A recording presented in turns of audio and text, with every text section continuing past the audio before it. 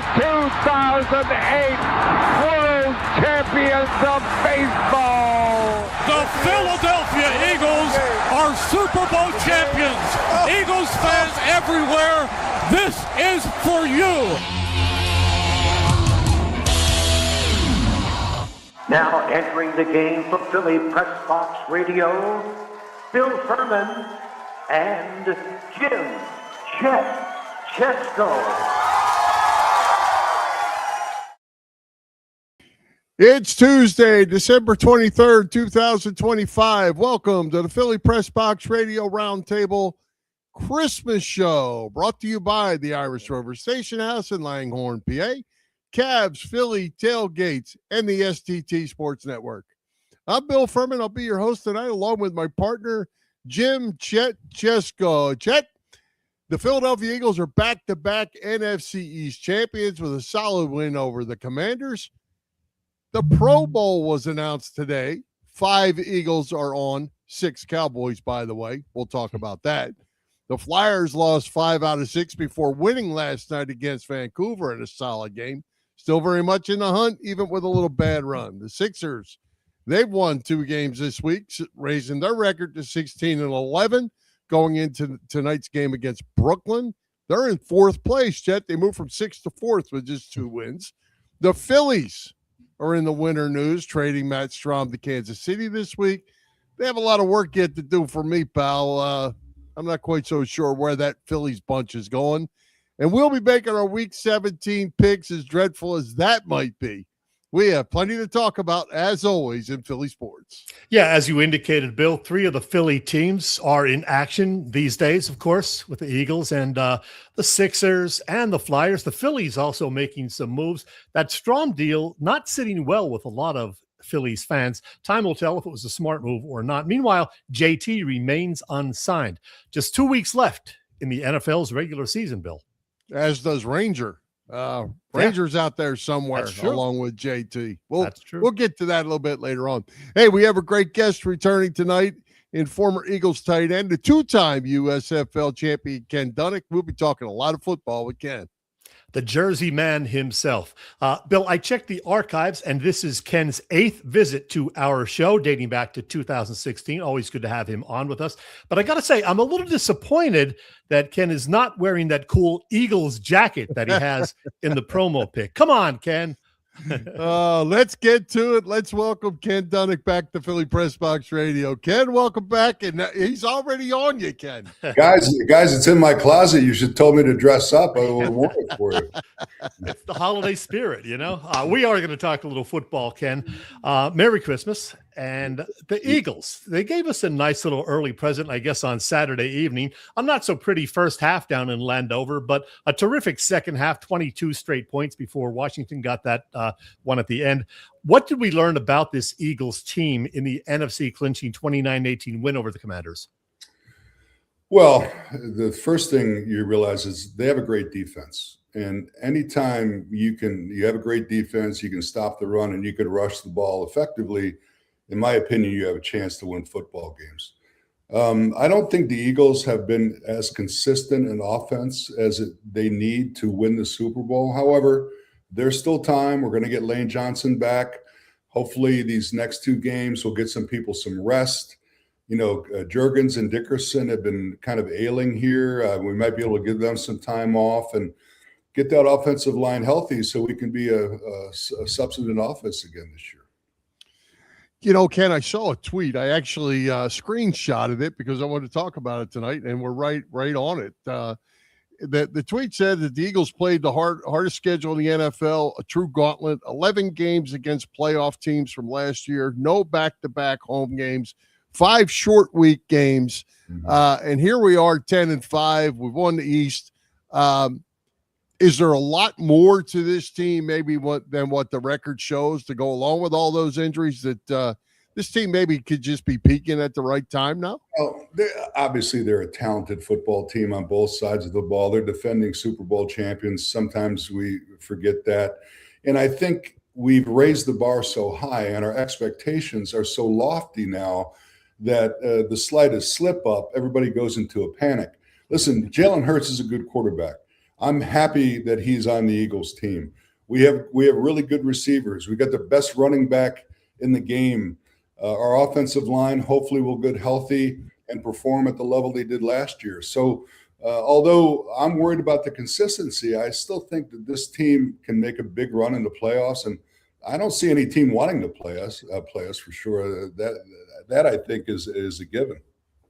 Bill's going to tell you that I was in panic mode. I was not in panic mode, just a little concerned after that 3-game skid. He was in panic I'm okay mode, now. Kid. Yeah, I'm okay.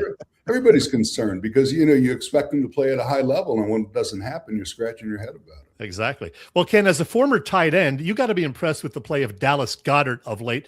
10 receiving touchdowns this season, which has him tied for third in the league, by the way. He's been real good, has he not? Love Goddard. I was mystified in the offseason. They were talking about getting rid of him or trading him or letting him go. I think they signed him. I believe they signed him to a 1-year deal at a pretty good salary. And I think he's a really fine player. Could he be a better blocker? Yes, he could. But tight ends really don't have to block the way that they used to. It's good if they can. But Goddard is such an effective receiver. They can split him out. He can beat safeties one-on-one. I'm really glad he re-signed with the Eagles. Mm-hmm. Well, Ken, you mentioned all the weapons on that offensive side of the ball. The Pro Bowl was announced today, and only none of them that you named made it. Cam Jurgens is the only guy on the offensive side. Defensively, Mitchell, DeJean, Bond, and Carter were all there. Jordan Davis certainly should have been. What is your take on that as far as maybe the national media and how the Eagles are perceived?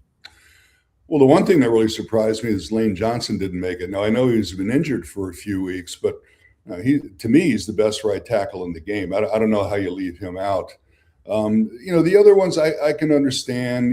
A.J. Brown hasn't had the production that he's had. I thought Devontae Smith warranted some consideration at wide receiver.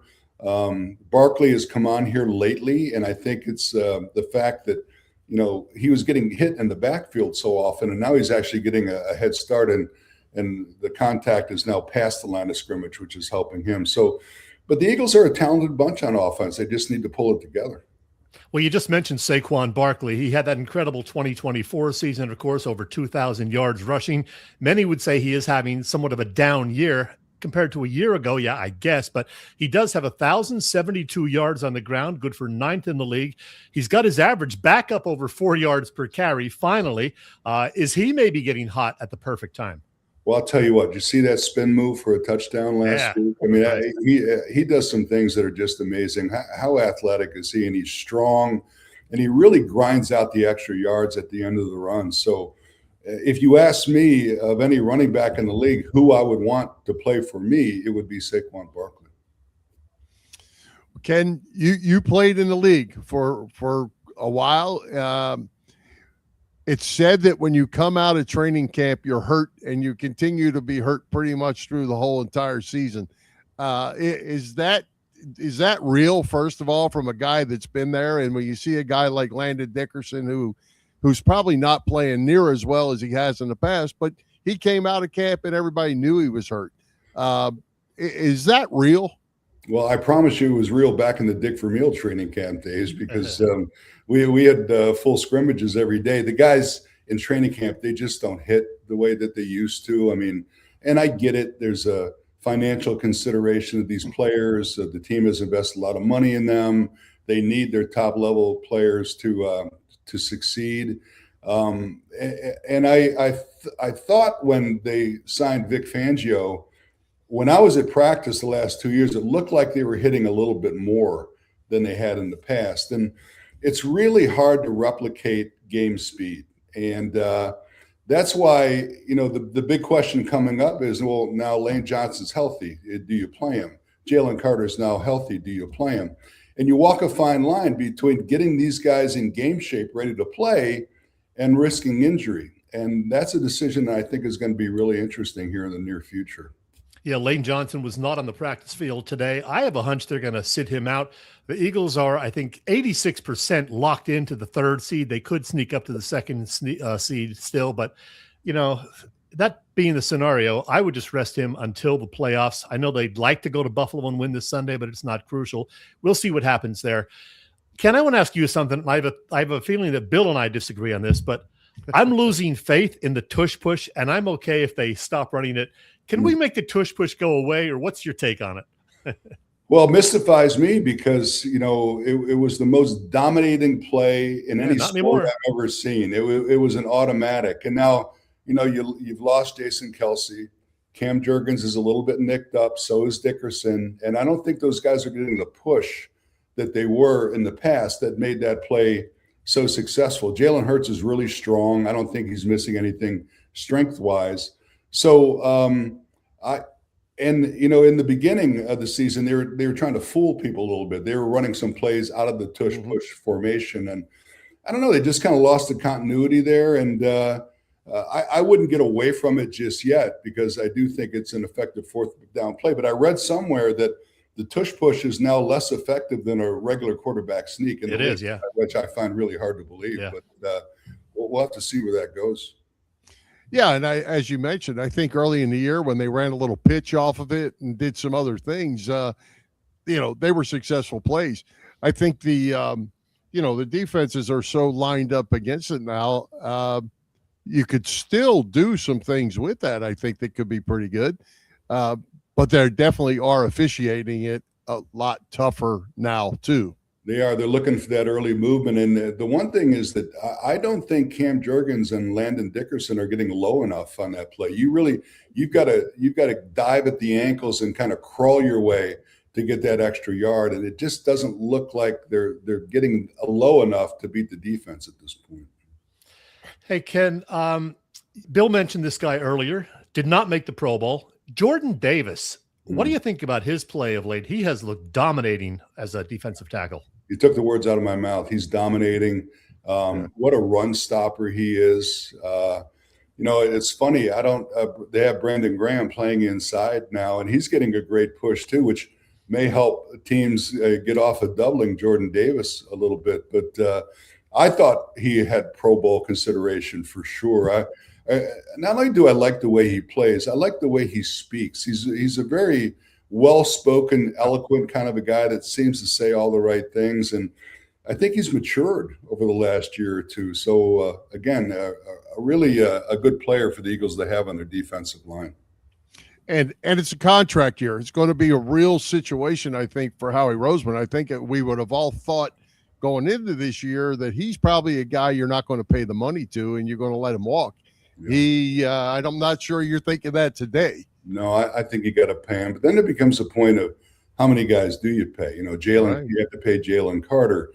You've got some young defensive backs now that are coming in their second, third years of their contracts. And really the NFL has become a salary cap management type of a game. And a lot of times you see some good players let go just because there's not enough room to pay everybody. Yeah. Hey, Ken, one of our viewers, PJ, notes that Jake has to get straightened out. Talking, of course, about the kicker, Jake Elliott. He's had a tough go of it of late. Are you concerned about the kicker?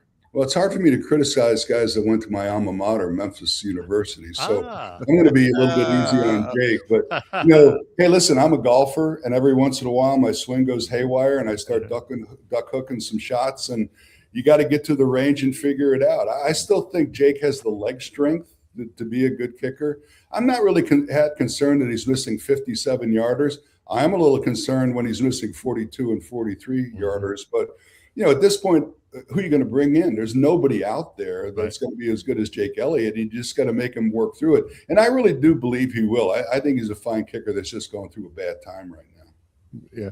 Hey, I wanted to mention back on Jordan Davis for just a second and your comment about the way he speaks. Did you happen to see any of the little clips where he sings with the Kelce and Johnson and them in their melodic in their music video? He sings like a bird. Well, I mean, he's fantastic. Melodi's a good singer too. Where do these guys get this talent? I don't know. I don't know. Yeah, I mean, if I sang, I would clear out the room. So I don't have any talent in that area. But it's also fun to see these guys having a good time away from the game, and it kind of builds camaraderie, getting together and doing this fun kind of stuff. If you remember the Bears with the Super Bowl shuffle and all that kind of thing. So, football is a high pressure game, especially for the money these guys are making, and to see them, get off the field and relax a little bit and have some fun, it's a good thing. Go ahead, Bill. Yeah, I did want to say to you, Ken, get your opinion. The lightning rod on this club is Jalen Hurts. Chet and I don't agree much on Jalen Hurts. He thinks he's a bum. I think he's pretty darn good. Not true. You just don't think he's all that. I don't think he's elite. I think he's very good. I think he's in that second tier, very close to elite. So, Ken, somebody that actually knows football, what's your thought on Jalen Hurts? Oh, boy. Listen, I like Jalen Hurts. I think he's got the tools. I don't think this system serves him very well. For example, they're putting him under center now, which is going to help him because it helps the run game and the play action pass. The Eagles don't do a lot of motion. They don't do a lot of triple stacks where they run these rub routes and everything. Motion is really important in an offense because it tells the quarterback whether they're playing man or zone. And for whatever reason, Patullo just doesn't want to do that. So I think Jalen's fine. I don't think the system has suited him yet, but I think Patullo is kind of maturing in this play calling position, and he's gotten better lately, and I hope that improvement continues.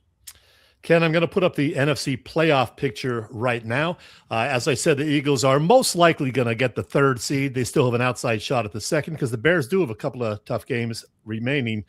Who would you like to see the Eagles play? In other words, who would be the best opponent for the Eagles in the first round? It could be the Seahawks, could be the Rams, could even be the 49ers, or, of course, the Packers if they sneak into that spot. Yeah, those are all tough games. I mean, if you made me choose one, even though they played well last night, I would probably want to play the 49ers or the Seahawks. I think those are the two most beatable teams. I think the Seahawks, they're very good, but they're not used to being in this position. And when you enter into the playoff season, it's a completely different animal. I personally think the Rams are the best team, not only in the NFC, I think they're the best team in the NFL. And that would be a matchup that I would want to avoid, certainly early on. Yeah. Hey, Ken, before we get too far along here, I don't want to miss this opportunity. You've got a lot going on with your Jersey Man business. Tell us a little bit about what you got. And you just had a Christmas dinner, you mentioned. We did. Well, yeah, I'm pretty busy for an old guy. I'm going to be 69 years old. I'm working like I'm back in Dick Vermeil's training camp. But yeah, we just had a great charity event. Jersey Man and Philly Man magazine. We just turned 15 years old, which people, when they heard I was starting a magazine, when other people were getting out of the business, they thought I was crazy. But I had this vision for a magazine that featured men's content, and it's been an interesting ride. We have these private networking groups that kind of fund the ability to produce this magazine. It's mostly a digital magazine now. We went to that format during the pandemic, and it worked out so well.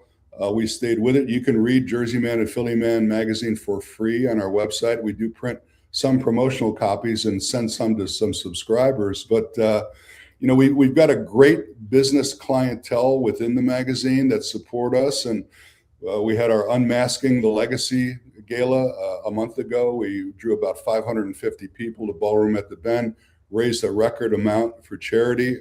Our winner this year was Marla Vitullo, who is an ex-Eagles cheerleader, and her $15,000 award went to the Eagles Autism Foundation. So wow. I was very happy about that. And all of the charities that were represented made some money for their respective charities. And then last night we had our holiday party.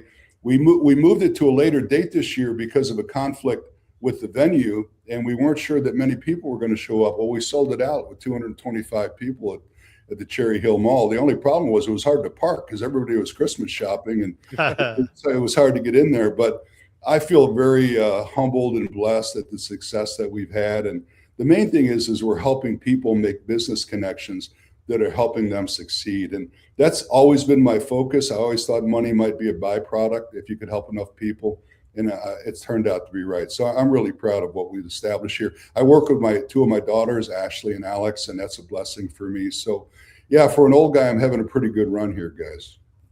I must say, and don't think I'm weird, but You got some beautiful daughters, so they didn't get those looks from you, Ken. Well, No, believe me, you're not the first person that said that. As a matter of fact, they remind me every day. I'm glad we look like mom, dad. So I'm glad you brought that. Exactly. I'm well aware of that. Hey, the last time I talked with you was last January. I talked with you and John Bunting in the days ahead of the Philly Sports Writers Association banquet, in which they honored those Philadelphia and Baltimore Stars. How much fun was that, seeing so many of your old teammates at that event? It was unbelievable. You know, Sean Landeta came to our party yesterday. He still lives in the area in Yardley, and there were a lot of Eagles and Giants fans excited to see him. Of course, I stay in contact with Chuck Fusina, our quarterback, who's remained not only one of my greatest friends, but one of the best people I've ever known.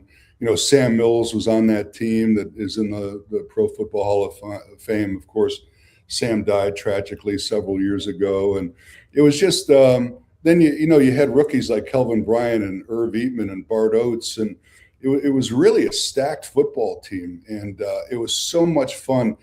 I don't know how much you guys remember about those days, but the Eagles were struggling, and we really took the city by storm, and we won the championship beating George Allen in Arizona in 1984, and then we had to move to Baltimore. Had we been able to stay in Philadelphia and reap the success that we had earned, I really believe we would have been selling out Veterans Stadium, and it would have been a great success. But it didn't work out.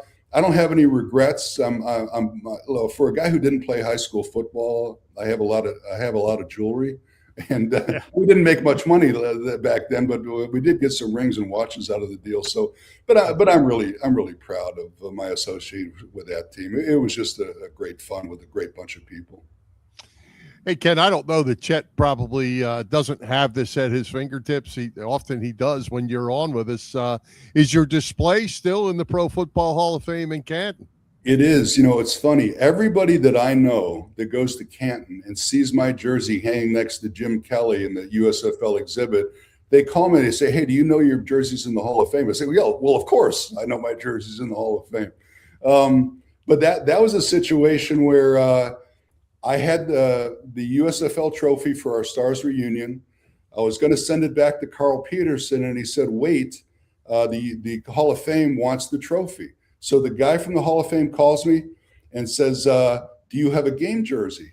And I said, "Yeah, why?" He goes, "Well, throw it in the box with the trophy." I said, "Well, you don't want my jersey. You want Sam Mills or Kelvin Bryant or Chuck Fusina or one of the Stars." And he said, "No, you were there all 3 years, and you were a main part of that team, and we want your jersey." So, I almost feel embarrassed that it's there because so many more people are deserving than I am. But, it's my daughters see it and they got a kick out of it. And it's just one of those crazy things that happen. Like everything I've done in my professional life, I kind of backed my way into the Hall of Fame. but I'm there anyway, and I'm proud. Nothing to be embarrassed about, my friend. Nothing wrong with that. Thank you, guys. Chet, what do you got? Oh, we are out of time. Great job. This time. Great job pulling up that picture. I did. I found it. Yeah, there it is again. Ken Dunek and Jim Kelly side by side. I love it. I wonder how Jim Kelly feels about sharing that display with me. I'll have to talk to him sometime. Yeah. Jim's a pretty good guy. I bet he likes it too. Well, he comes to Jaws's golf tournament, and for some reason I never get to talk to him, but I'm going to seek him out this year. We'll have a laugh over that, I'm sure. I'll hit you up with one final question, Ken. The college football playoffs. How do you see it going? Who are you rooting for? The state of college football really concerns me because of everything that's going on. First of all, the schedule is a mess. For these coaches to be able to leave their teams in the midst of a national championship run makes no sense to me. And that's one thing the NCAA has to fix it. Listen, the NIL money is what it is. But if you're going to have players playing as professionals under contract, they've got to adhere to contractual standards, whether it's they have to stay 1 or 2 or 3 or 4 years, or they're not going to get the money. I think there's a way that the NCAA can do it, but as it is right now, I don't think it's sustainable. Having said that, I think Indiana and Georgia are probably my 2 favorites to go ahead and win the whole thing. I would throw Ohio State in there. I will say as a dark horse, I think Texas Tech is a really good football team, and I think they're going to take care of Oregon, who's also a good team. And it wouldn't surprise me if they knocked off a team or two. But, you know, the playoffs are always exciting. I'm looking forward to it. All right. Hey, Ken, what would you think if you were 18 or 19 or 20 years old again and being a big football player and somebody said, hey, Ken, how about maybe $1 million to come play college football for us? I'm sure I would have made more money in college than I did in my entire professional career. I have a funny story. I was talking to a coach of a team, and this guy's worked hard. He worked his way up to a lofty position in college football. And he says, you know what's funny? He goes, I worked my whole life to live in this one neighborhood.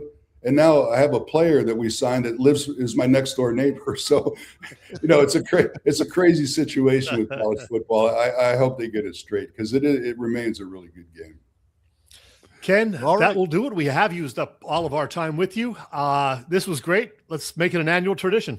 That's 8 years in a row. Let's go for 9 next year, guys. Absolutely. I appreciate you having me on. Thanks a lot. And wishing you guys and all of your viewers and listeners a Merry Christmas. Thank you. Thanks, Ken. And right back to you and your family as well. Thank you. Take care. All right. Hey, Chet, Philly Pressbox Radio, part of the STT Sports Network, as in Set the Trends. It's a network set up by our pal, Phil Stiefel, host of the terrific Trending in the AM show that you can find every weekday morning on the STT Sports Network YouTube channel. Check out Phil and be sure to subscribe to the channel. Phil's show is on there, and yes, so is ours. You can find Philly Pressbox Radio there in addition to on our own YouTube channel and on our Facebook page. Again, it's the STT Sports Network setting the trends for what sports talk should be. And Chet, Phil is working very diligently to try to get to his 1,000 followers, and he's getting really close.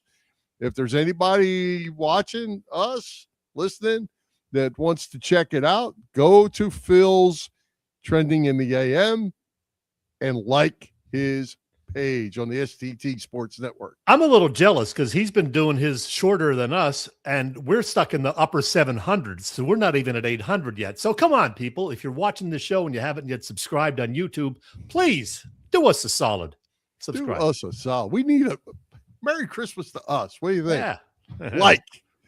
Hey, Chet, holidays, ugly sweaters. You got all kinds of stuff going on. By the way, that was an ugly Eagle sweater. Where'd you get that thing? What's going on at the Irish Rover Station House? You are just jealous. There it is. Last Thursday night. Look, it's the Christmas Story. A Christmas Story lamp with underneath it says, Go Birds. And there's the lovely ladies from the Irish Rover Station House in their lovely, not ugly sweaters. So, yeah, we had a good time, a great time had by all. I didn't compete in the ugly sweater contest. I was just a judge, and I got a lot of compliments on that sweater, I must say. Now, back to the Rover and what they have going on. First of all, I will tell you they will be closing Christmas Eve, which is, if you're watching us live, tomorrow, Wednesday, closing at Christmas Eve at 6 p.m. And if you're looking for a takeout order, you got to get that in by 5 p.m. Christmas Eve. They will be closed then on Christmas Day. Otherwise, though, you know the Rover has 24 beers on tap all the time, music most weekends, and they will have music this Saturday night, courtesy a couple of the guys from Jumper. The Irish Rover Station House is located on Bellevue Avenue in Langhorne, and you don't have to wear an ugly sweater to get in there. You can also find them on the web at irishroverstationhouse.com.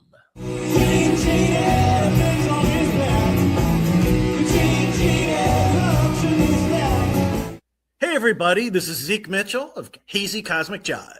You're watching Bill and Chet on Philly Pressbox Radio. Come see Hazy Cosmic Jive January 9th at Brooklyn Bowl, Philly. Looking forward. Very good. Hey, Chet, I have a little something I got to throw out here right quick while we just have one extra second. You and this guy agree on something, which just makes it even more ridiculous. Well, it is scary when I agree with Malloy on anything, but yeah, he's right. He's close to elite, Jalen Hurts, that would be. And he's very, very close.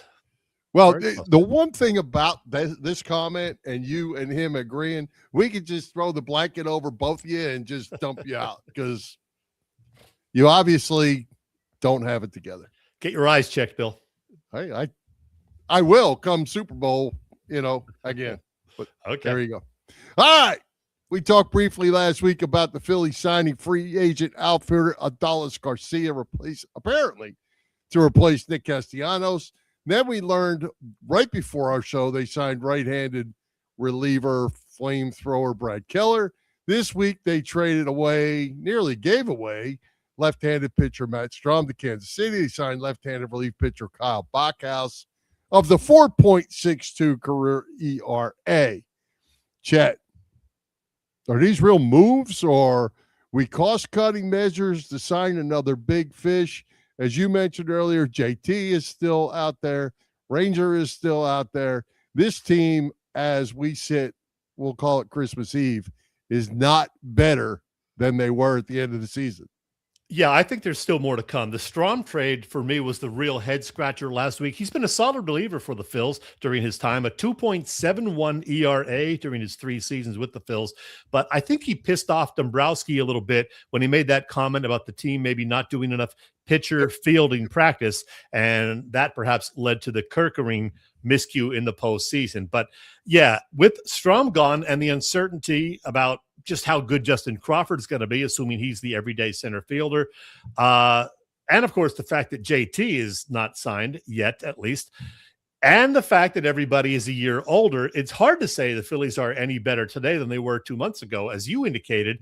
So what do you say? Do you think there is more to come? Maybe a Bohm trade or a Stott trade? Well, I keep thinking to myself, let's just say you trade Bohm, okay? And who are you going to get that you're going to plug into the lineup that's going to make this big, huge difference, be that much better than Bohm offensively and defensively to be a difference maker? You're going to trade basically 1 for 1 and say we did something because we got a guy 2 years younger. I mean, how are you getting better? Because really all you have left to trade is Stott and Bohm. Marsh, you have no catcher. You don't have a big league catcher. The 40-man roster still has Johan Rojas on it, and Wes Wilson is still on the 40-man roster. You still have Sosa. You got all these guys, Marchand, Stubbs. They're all still on the 40-man roster. I don't know how you make a move to make better, and the fact that you have Castellanos, so you're probably going to have to give him away at this point, because you've made it clear you don't want him. Exactly. He's got no trade value, and we got to hope that Justin Crawford is the real deal. We don't know. Hasn't played one game at the major league level as yet. Don't know how the left field situation is going to. Yeah, he's going to struggle. I mean, he may end up having a nice season, but there's going to be ups and downs. He's a rookie that's never played. You can't expect him to come in and hit 350. You could still make a trade for a Marte or a Bregman, but I don't know. But I do think there is more to come. I just don't know how big a deal. They also got some other reliever yesterday, a guy named Zach Pop, who has been awful. Although somebody said on social media, that's going to be a great Father's Day gift jersey. Pop, because a Phillies jersey with Pop on it. So yeah, that's about it. Yeah, well, it's going to be interesting to see how this plays out. One thing about come Christmas time means February, March is not far away, and that's spring training time. There's going to be moves. They better be coming quickly. Is Bob Moser giving us some bad info here? He says Bohm was traded today. I had seen nothing about that. So somebody please investigate that, because I hadn't seen anything on that front. I did not see that either. We'll get our best people on that. But Bill, while we're talking about the Phillies, I just want to mention that, and I mentioned this last week, I've been a member of the Philly Sports Writers Association for a few years now, and our annual awards banquet is coming up next month at the DoubleTree by Hilton in Cherry Hill. Honorees to include ESPN anchor Kevin Neghunt, Penn Hoops coach Fran McCaffrey, the legendary Lou Scheinfeld from the Flyers organization, Broad Street bully extraordinaire Dave the Hammer Schultz, and the headliner for the event, that would be none other than the Cy Young runner-up Christopher Sanchez, who will be in attendance to accept that award. That'll be fun. That'll be cool. The 2026 PSWA banquet happens on Wednesday, January 21st, again at the DoubleTree by Hilton in Cherry Hill. Tickets available through phillysportswriters.com. There you go. And when is that? You're going to be going to that? That's Wednesday, January 22nd. So that's going to make for another schedule change. We're going to do our show Thursday that week if all goes well. And since we're talking a little Phillies, one other Phillies note, Bill, we had a birthday the other day, and it's a guy that you and I have both met over the years, the legendary lefty, Steve Carlton, celebrating birthday number 81. How about that? How'd that happen? 81, Bill. That's what I was going to say. How did that happen? And speaking of birthdays. Nobody did it better, my friend. Oh, that is true. Speaking of birthdays, Robbie Ellis, who I just happened to see last weekend at an event. Robbie Ellis celebrating a Christmas Eve birthday. She was, or maybe still is, out for dinner this evening with her guy, Bob. And yet she's watching the show also. So happy birthday, Robbie. And I feel sorry for anybody who has a birthday right around Christmas. You get cheated out of gifts. Happy birthday, Robbie. Yes. Thanks for your loyalty to our program. We appreciate you very much. Mm-hmm. Chet, your Philadelphia 76ers has climbed into fourth place in the East going into tonight's game against Brooklyn. I seem to be saying two things every week, Chet. One is Tyrese Maxey is really good. And two, this team's hard to figure out. They're hanging in there with this makeshift lineup every night. And if you said start the playoffs today, you would have no idea who would be on the court. Yeah, that is true. We're pretty much resigned to the fact that everybody's saying happy birthday to Robbie, which was nice. Happy birthday, Robbie. Happy birthday, Robbie. Denny knows Robbie, so happy birthday. Glad you're enjoying yourself, Robbie. I think we're pretty much resigned to the fact that Joel Embiid will be a question mark almost every game this season. Kelly Oubre Jr. is still out of action, coming up on 6 weeks for that knee sprain. He's been out since November 14th, but he is at least now doing individual workouts and doing some shooting, so he's getting closer, they tell us. And a newcomer to the team this year, Trendon Watford, played only a couple of games. He's been out for quite a while. He, too, though, is continuing with his individualized workouts and hoping to get back into action before too long. He's got a left adductor strain. Still, all that considered, they're 16-11. As you said, fourth place in the NBA East, just one game out of third. So I think they're legit, Bill. I think they're legit. I'm not getting excited yet, but I think they're a legitimate playoff contender. Yeah, and I hate to say it this early in the season, but are they only going to be as good as Maxey can take them? I don't know that, but boy, he sure is playing at a high level. He is, but VJ Edgecombe, who had the great start and then a major slump, is now picking it up again, although I think he was iffy tonight with an illness. McCain continuing to, get back into form, so he'll be all right. Quentin Grimes, I like him off the bench. Some nights he's great. Some nights the shooting's not there. And Oubre, I think, is a great addition, as far as depth when he's available. So hopefully he'll be back soon. It would be so great, as we said last week, and we're still waiting to see all these guys healthy at the same time and see what they can do. Yeah, well, that was my point. It seems like every night it's somebody different, and who knows what they have. If the playoffs started right now, don't know who they'd have to run out there. Yep. All right. Hey, what could be better than Eagles playoff tailgating with the best tailgaters in Philadelphia? Bob Cavanaugh and the gang at Cavs Philly Tailgates.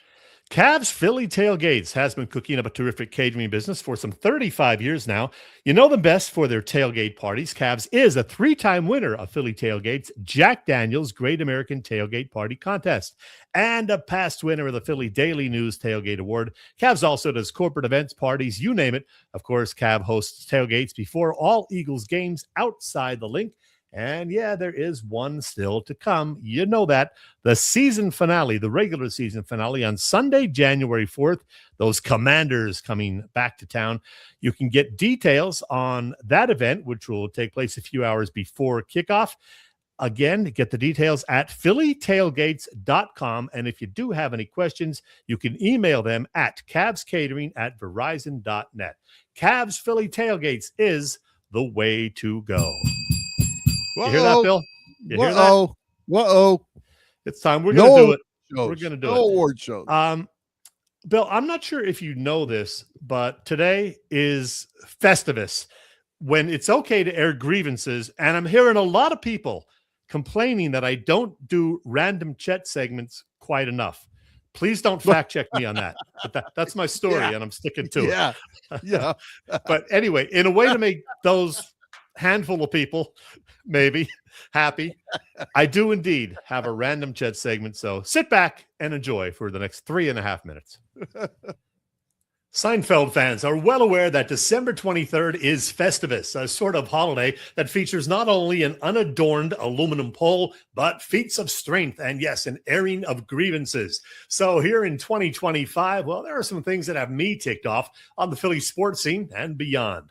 First up, remember, about 8 or so years ago when Eagles fans said they would gladly take one Super Bowl title, even if it were followed by 8 to 10 years of dreck. Well, the Eagles did, of course, get that Lombardi trophy after the 2017 campaign, went back again after the 2022 season, almost won it, and then they did win a second Lombardi trophy after the 2024 season. Yeah, just last February. And yet, you guessed it, complaints galore pretty much every week, every month. You know, Nick Sirianni is just a CEO coach, nothing more. Patullo's an idiot. Jalen Hurts is overrated. And on and on and on. That's Philly fans for you. Number 2, sports contracts. You know, when I was young, I always figured I would never be one of those old guys who complained about the massive contracts that pro athletes sign. Look, kudos to those players and their agents who were able to get those $30, $40, $50 million a year deals, but it just boggles the mind. I mean, the Mets' Juan Soto last winter signed that 15-year, $765 million contract that averages to $51 million per season, or about $365,000 per game.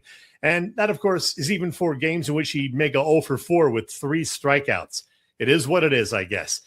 Contract craziness isn't limited to pro athletes anymore, of course, thanks to the whole name, image, likeness thing. Remember, for the longest time, the NCAA prohibited athletes from making money from their personal brand. Well, that went by the wayside, I guess, about 4 years ago. And now top college athletes do sign multi-million-dollar contracts with NIL collectives. And many critics say this has ingrained a sense of greed into those athletes, while also leading to an erosion of school and team loyalty. Grievance number 4, my 10-9-8 76ers. And no, I'm not going to knock Joel Embiid here for his inability to stay healthy, even though, yeah, some of it may be on him for not always being in tip-top shape. I do think he really wants to be out on the court and would like to be out there, you know, as often as possible, especially with the team now looking like a legitimate playoff contender. My issue is just the frustration this franchise has put us through in recent years, from the whole Ben Simmons, I ain't gonna shoot thing, to the brief Jimmy Butler and James Harden eras, to load management, to the ridiculous amount of injuries this team seems to suffer. It's just worn me down, man. Number 5, the Phillies, and what I fear may be an inability to get back to the World Series with the current group of players. Bryce Harper, Kyle Schwarber, and Trey Turner will all be 32 or 33 for the bulk of the 2026 season, while JT Realmuto, if he is in fact back, will be 35. Pitchers Aaron Nola and Zach Wheeler are on the other side of 30 as well, so we'll see how it goes. Now, if my radio partner, Bill Furman, were to do a list of grievances, I'm pretty sure that Phil skipper Rob Thompson would be on there, plus baseball's ghost runner rule, and of course, yeah, hockey shootouts. But those are his complaints, not mine. Still, I got a lot of problems with you people. Anyway, though, happy Festivus and Merry Christmas, everyone. Was I right? Excellent list. Excellent. Was I right for you? Yeah. Oh, yeah. Yeah. Absolutely. And the whole college football thing too, with the coaches able to leave and the time. Oh yeah, yeah. Well, you know, it's funny you talked about the NIL. We were sitting there last night. I don't know if you paid close enough attention to it, but during the Colts 49ers game, and there's a commercial on for, I don't even know what they were selling, and it was the young Manning.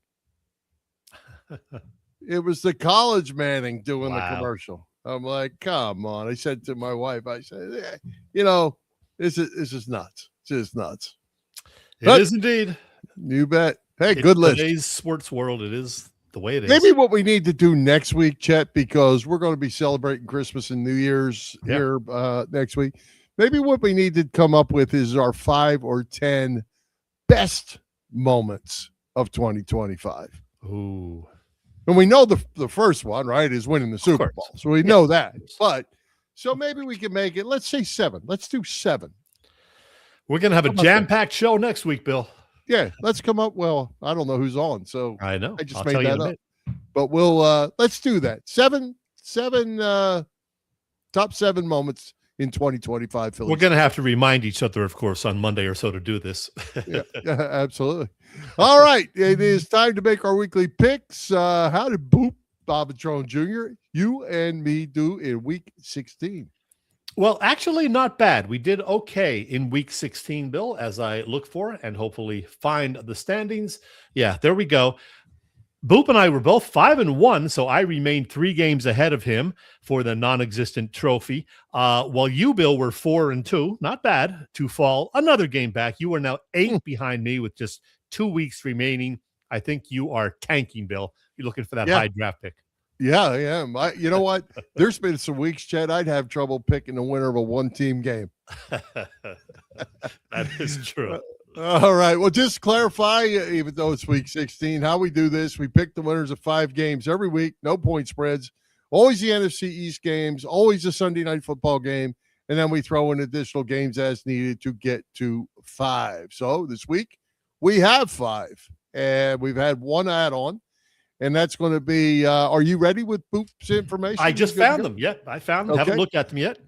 All right. So we have the Texans at the Chargers on Saturday. We're covering Thursday, Saturday, and Sunday here too, Chet. Texans. Yeah, they have 3 games on Christmas for the NFL this year on Thursday. Right. And I think you have to pay for all of them somewhere, 2 of them, don't you? I don't know. Yeah, I think so. That's another beef. Oh, good one. Good one. Yeah. Texans at the Chargers Saturday. Chargers -2.5. All right. Boop says, since starting 0-3, Houston's only 2 losses have been to the 2 current number 1 seeds, the Seahawks and the Broncos. How about that? Boop is picking those Houston Texans to rebound. I, however, am going to go with the host LA Chargers. I'm going with Houston, and they're going to play defense, and they're going to win that game. All right. All right, gets us to, well, let's jump ahead to Sunday night football since it's not an East game. Let's go Bears at 49ers, Sunday night football. The Niners coming off an impressive win last night, and the Bears coming off a miracle comeback. Yeah. Niners -2.5 at home. That Bears game Saturday was amazing. Boop says in 11 of their 15 games so far, San Francisco has gained more first downs than their opponent has scored points. That is some interesting stuff, Boop. Boop's pick is the Niners, and yeah, I am also taking the Niners.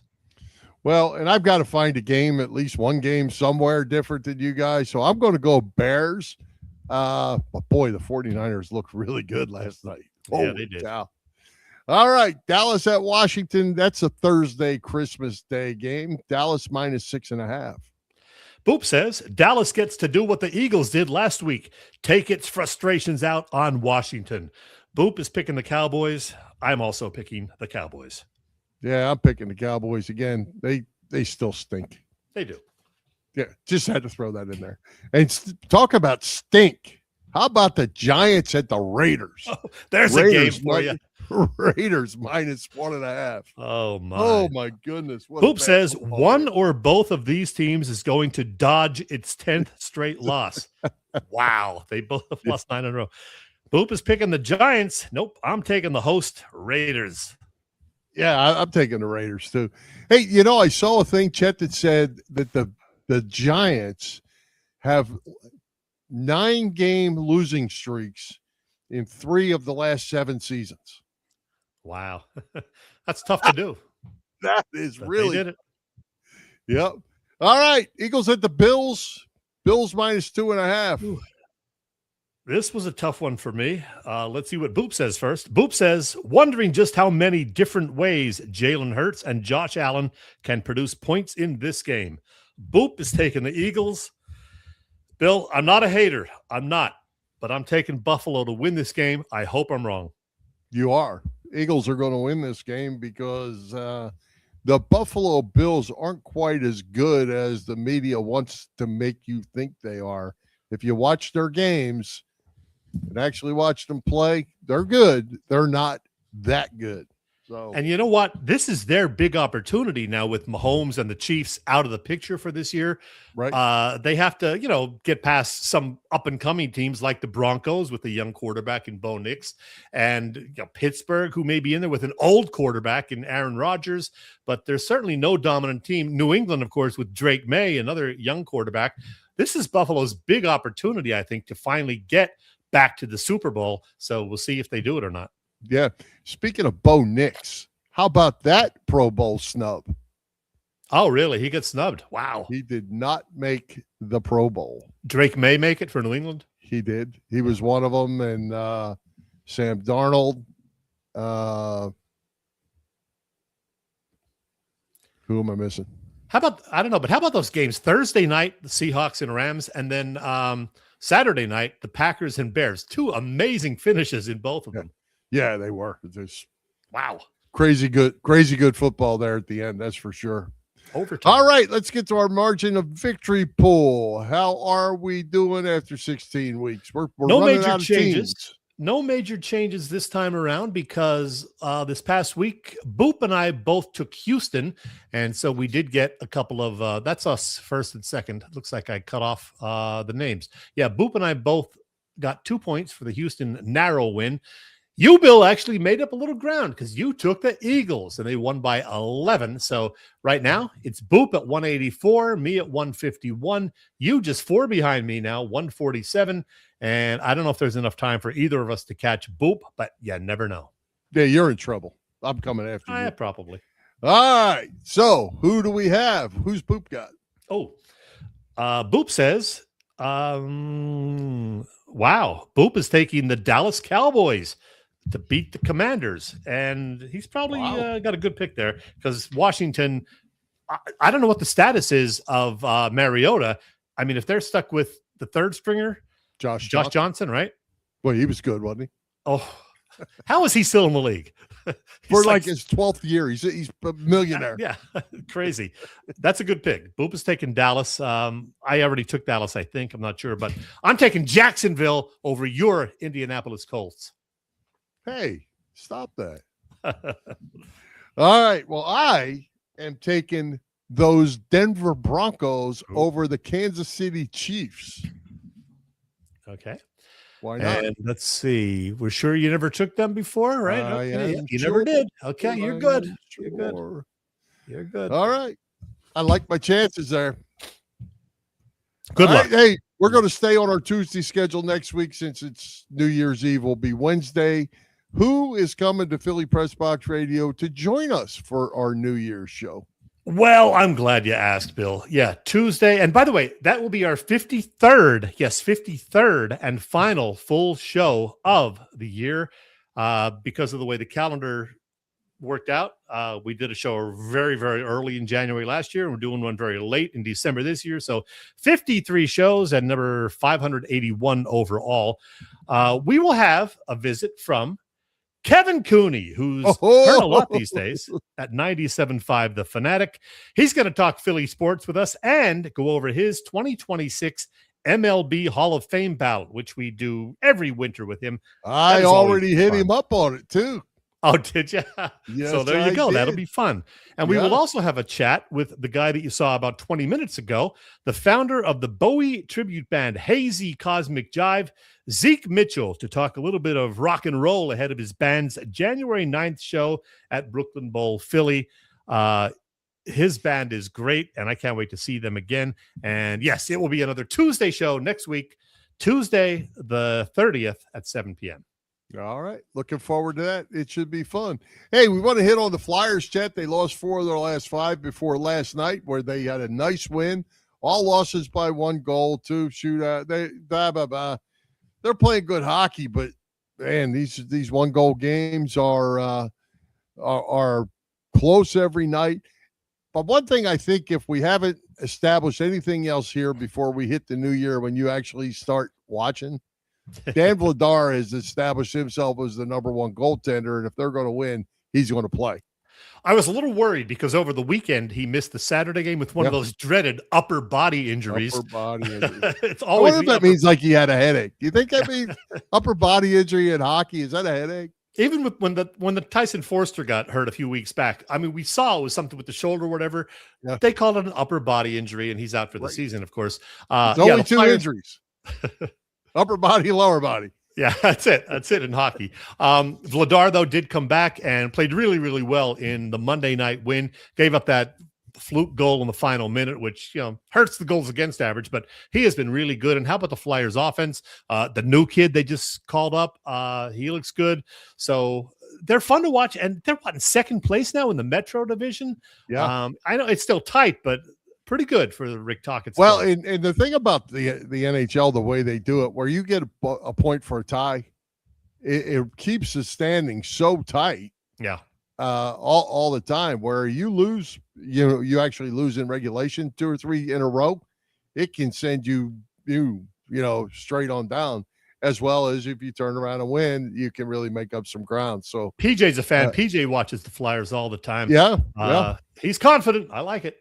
Yeah, I've got to agree with him. I think the way they're playing now, and so much young blood being put into this lineup, and they're all playing well, and the veterans are doing their job and holding their place down too. So I'm looking forward to it as we get, and even you could join in the conversation now, since you're going to start watching. I will try to watch a little more often, but Flyers are playing well, and it's exciting.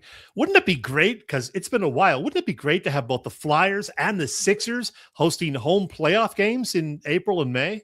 That would be awesome. It's been a while. And the Phillies playing across the street. Wouldn't that yeah. We can dream. That can be one of our hopes and dreams for 2026. For 2026. There you Bill, go. it's Christmas week. Do you make any, crazy Christmas plans? Like, do you guys have any traditions that you do every year as a family? No. And as we used to do stuff, obviously, when my parents were around, and we would always go up for Christmas, but I got 3 boys, none of them live in the state of Florida, and we aren't going to see any of them this Christmas. No. So it's we're going to be here doing our own little thing, and they're all doing stuff. So it's going to be different this year. Yeah, well, we have a son and a daughter. We see our daughter frequently. She lives like 15 minutes south of us. But our son has been living in New Orleans the last 4 years, hasn't been up here in about 1.25 years. Now, we did see him down there over the summer, but he is actually in New York today, and we'll be picking him up at the Hamilton train station later tonight, bringing his girlfriend with him also. So we have met her also, so that'll be fun. Yeah, so we'll be spending time with the kiddos over the next 4 days quite a bit, and that'll be a lot of fun. Yeah, enjoy it, because when you get in a situation where you're not going to see them, it's you wish you were going to see them. Yeah, so we tried. Be a fun week. Yeah, with the weddings and stuff that we had, we got to see them all at Thanksgiving, and when Billy happened to be, the Colts were in Jacksonville here just a couple of weeks ago, we made the trip up there, spent some time with him, because we knew it was in season. We weren't going to see him at Christmas. He's got a game last night and one this Sunday. So we went to Jacksonville and visited with him and all that. But yeah, just a little different this year. I know we were going to talk about the college football playoffs. We did briefly with Ken, but none of those games are this weekend. I believe they are all on New Year's Eve and New Year's Day. So we can hold off till next week and talk about them. But don't forget, if you care, Penn State, Clemson in the Pinstripe Bowl Saturday at noon. You might have more interest than any of the players in that game. The last count, I know there were 17 Clemson players not playing. Really? I don't know what the Penn State number is. It's big also. So I don't know who you're going to see, or if you care to even watch. The Bulls are in trouble. I'll check it out if I'm available, for sure, because, hey, it's Penn State. It's, the holiday time. Put it on. Right. Hope for the best. It's Saturday at noon, right? What else are you going to do? Wrap it up, Bill. Wrap it up. Vacation stuff. All right, let's thank tonight's special guest, Ken Dunek, our sponsors, the Irish Rover Station House, Cavs Philly Tailgates, PPCC 118 Raz Room. For Jim Chet Chesko, this is Bill Furman. We hope you enjoyed the show. We'll join Philly Pressbox Radio next Tuesday, December 30th, 7 p.m. You can see us live on Facebook, on our Philly Pressbox Radio YouTube channel, and on the STT Sports Network YouTube channel, and listen on Apple Podcasts, iHeartRadio, and all the others. High hopes, Philadelphia sports fans. Go Birds. Let's go Flyers. Let's go Sixers. And most importantly, Merry Christmas, everyone. Bill, in the final promo that I put out about an hour ago, I mentioned that you were going to sing Grandma Got Run Over by a Reindeer. Want to give it a go? No, you should have given me a better one than that. I'm dreaming. Yeah, there you go. Yeah, we'll postpone that. Maybe next year we'll sing, or next week we'll sing Auld Lang Syne or something like that. There you go. All right, here we go. Little Eagles video to wrap things up. Merry Christmas, everybody. Let's do the song. Come on. Here we go.